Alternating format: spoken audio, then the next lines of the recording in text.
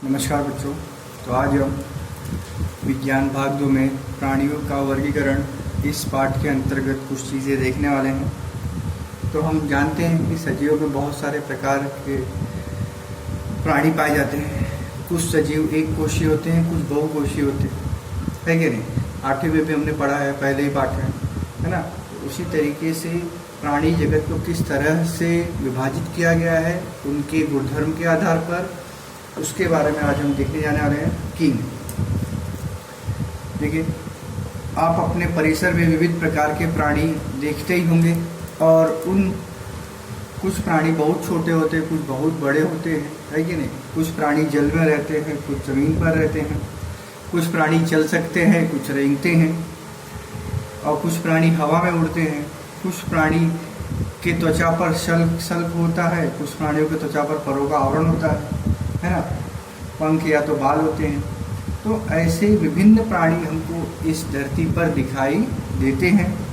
अब उनको कैसे कैसे बांटा गया है, किस तरीके से उनको रखा गया है अलग अलग जगत उपजगत में, उसको देखेंगे। और उसके हम प्रत्येक प्रजाति का अध्ययन करेंगे, किस तरीके से उनको अलग अलग समूहों या उप समूहों में बांटा गया है। तो देखते हैं, आगे चलो। सबसे पहले प्राणियों का वर्गीकरण। प्राणी वर्गीकरण का इतिहास देखेंगे। क्या है कि अलग अलग अध्ययनकर्ताओं ने समय समय पर प्राणियों का वर्गीकरण करने का प्रयत्न किया। ग्रीक दार्शनिक अरिस्टोटल, इन्होंने सर्वप्रथम प्राणियों का वर्गीकरण किया। ग्रीक दार्शनिक थे अरिस्टोटल, जिन्होंने प्राणियों के बारे में बहुत सारी चीज़ें बताई हैं।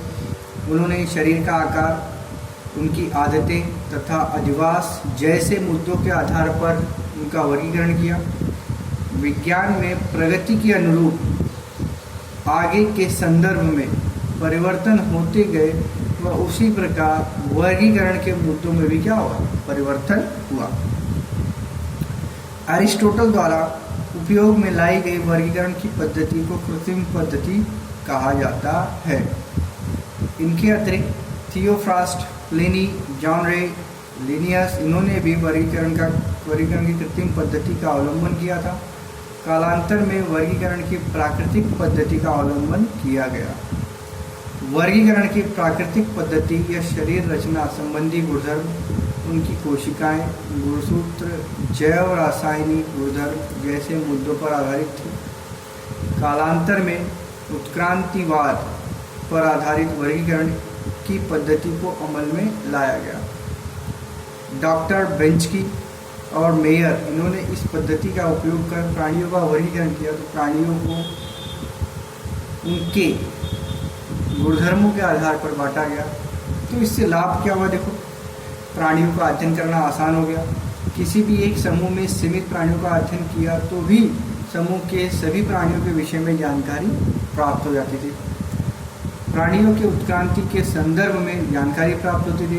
प्राणियों को पहचानना आसान होता था और उसमें अचूकता आती थी। प्राणियों का अन्य सजीवों के साथ होने वाले संबंध समझने में मदद मिलती थी। प्रत्येक प्राणियों का अधिवास प्रकृति में उनका निश्चित स्थान समझने में मदद मिलती थी। प्राणियों में भिन्न भिन्न प्रकार के अनुकूलन की जानकारी प्राप्त होती थी। फिर देखिए, प्राणी वर्गीकरण की पारंपरिक पद्धति क्या है। सबसे पहला, प्रत्येक प्राणियों के शरीर में आधार देने के लिए पृष्ठरज्जु नामक एक अवयव होता है या नहीं, इस आधार पर उनको बांटा गया है। समपृष्ठरज्जु, असमपृष्ठरज्जु। आधार जैसे असमपृष्ठरज्जु प्राणी, इन प्राणियों की विशेषताएं निम्न प्रकार से। सजीवों में पृष्ठरज्जु नहीं होता, ग्रसनी में क्लोम छिद्र नहीं होते, तंत्रिका रज्जु होगा तो वह युग्मक, ठोस और शरीर के अधर तल में पाया जाता है। हृदय होगा तो वह शरीर के पृष्ठ तल में पाया जाता है। ओके, इसी आधार पर कुछ समपृष्ठरज्जु प्राणियों के गुणधर्म दिए गए हैं।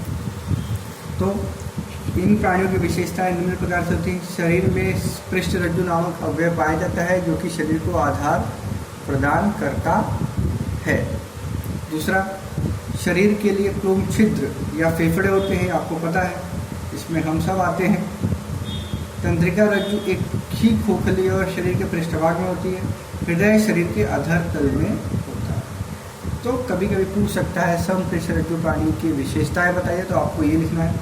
असमपृष्ठ रज्जु के प्राणी की विशेषताएं बताइए, तो आपको यही लिखना है। ओके, तो कभी कभी अंतरस्पर्श के रूप में पूछता है, कभी कभी पॉइंट्स के रूप में पूछता है, इस तरीके से आपको पूछता है। तो आज हम इतना ही पढ़ेंगे। धन्यवाद। आगे नेक्स्ट लेसन नेक्स्ट पीरियड में हम लोग आगे का देखेंगे।